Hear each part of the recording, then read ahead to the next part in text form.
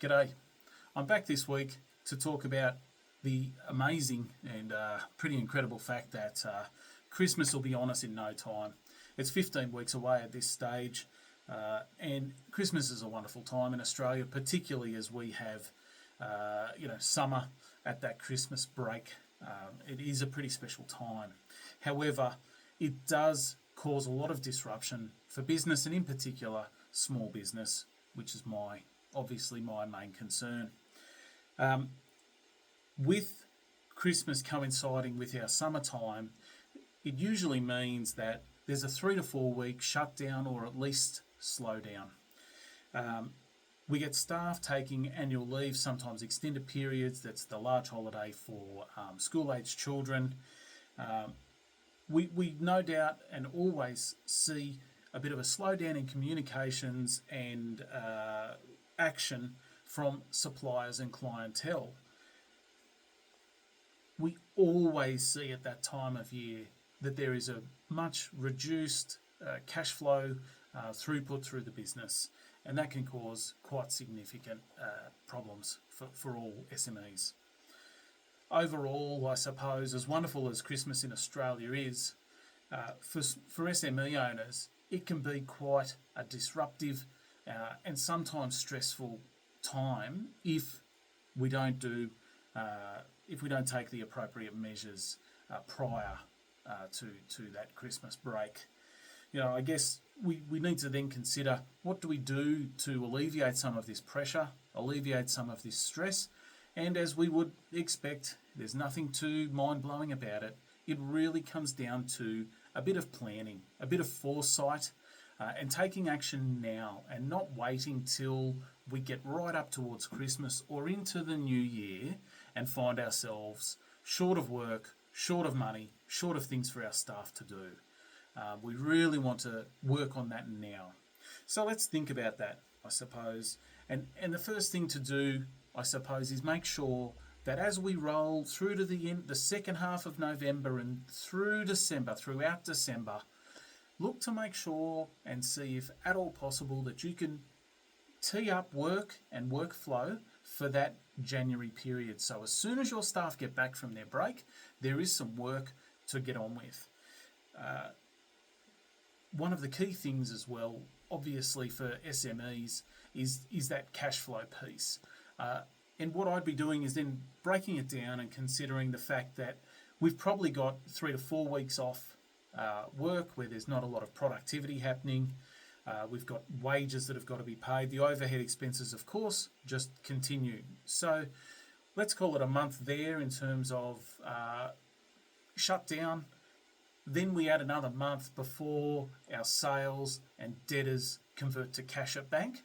So simply, we need to make sure that we've made provision for about 2 months' working capital sitting as a bit of a war chest in our bank account.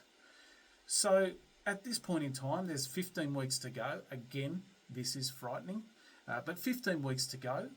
Work out what your 2 months' working capital is, divide it up into that 15 weeks, or if you're watching this in a couple of weeks, 13 weeks, divide it up and start earmarking that amount of money on a weekly basis and putting it aside so that you know that you'll be right cash flow wise in that end of December through January and into February period where things really do slow down on that cash flow basis. From here through to Christmas, it's really important to make sure that our staff, even if they are not fully utilised from an income producing capacity when they return to work in January, that we have all those little ad hoc jobs, all those little things that we put off and don't do throughout the year, ready to go for our staff. So what it's important to do is start making a list now, and it doesn't matter what your list of choice is in terms of electronic, whether you do it, send yourself a calendar invite or an add to it from there, or whether you've got any other number of list making tools, or You just do it old school and have a separate bit of paper and start writing it down.